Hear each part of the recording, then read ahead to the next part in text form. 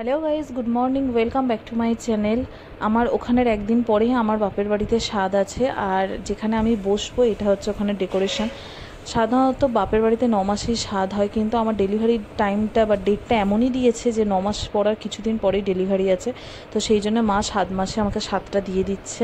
আর আমি যেহেতু একা আলতা পরতে পারি না, সেই জন্য শুভ আমাকে পরিয়ে দিচ্ছে। সকালে স্নান টান করে আলতা পরে নিয়ে ঠাকুর প্রণাম করে এবার সকালের টিফিনটা করব। তো এখানে 7 রকম মিষ্টি, দই, চিঁড়ে আর 7 রকম ফল আছে। তো এখন টিফিনটা করে নিচ্ছি। সকাল থেকে তো মোটামুটি বৃষ্টি শুরু হয়েছিল, 10টা সাড়ে 10টার পর থেকে বৃষ্টিটা একদম কমে গেছে। তো একটু টেনশন হচ্ছিল যে এত লোকজন আসবে কি হবে না হবে। তো যাক, বৃষ্টিটা কমে গেছে। আর এখানেও শুভম স্নান টান করে রেডি হয়ে গেছে। তো মোটামুটি টুকটাক লোকজন আসা শুরু করে দিয়েছে, তোমরা দেখতে থাকো।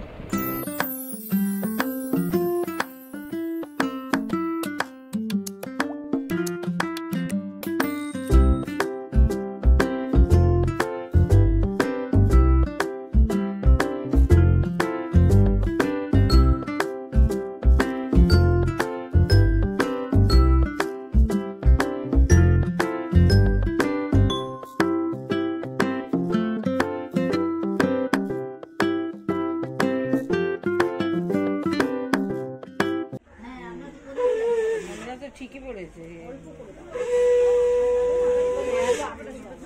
না না, সেদিন তো নয়।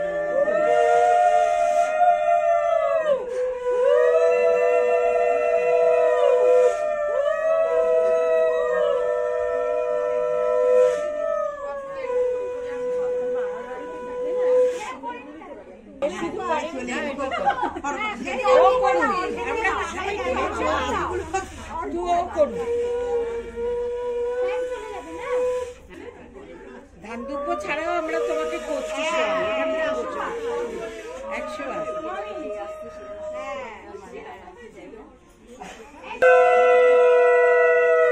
নামও তো বুড়ো,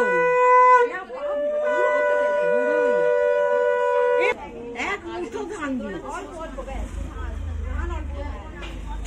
ঘাস বেশি হয়ে গেছে, আর ঘাস বেশি হয়ে গেছে। ওই দেখ আবার জবা দিচ্ছে।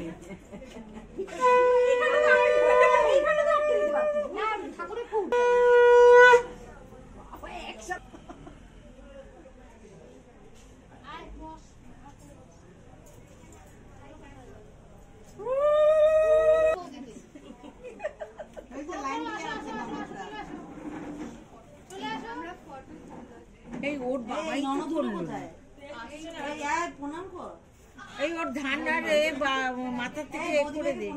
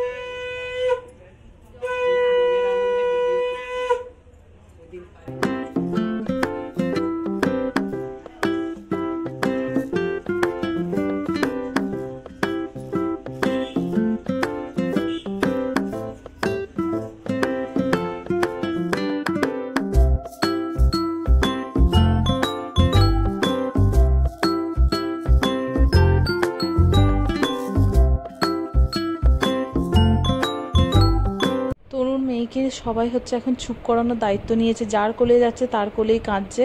আর তনু ওদিকে খেতে গেছে, সেই জন্য আমাদের দায়িত্ব দিয়ে গেছে, কিন্তু থাকতে চাইছে না। শেষে অর্পিতাও এসে ধরেছে, কিছুক্ষণ থাকার পরে আবার যখন ওর মায়ের কথা মনে পড়ছে আবার কাঁদছে। তো শেষমেশ তনুকে আর খেতে হলো না, খেতে বসে কিছুটা খাওয়া দাওয়ার পরে ওর মেয়ে এত কাঁদছিল যে ও চলে এসেছে, এবারও বাড়ি চলে যাবে। এদিকে আমার শ্বশুরবাড়ির লোকজন সবাই চলে যাচ্ছে, মানে আস্তে আস্তে সব লোকজনই চলে যাচ্ছে, ঘরটা ফাঁকা ফাঁকা হয়ে গেছে।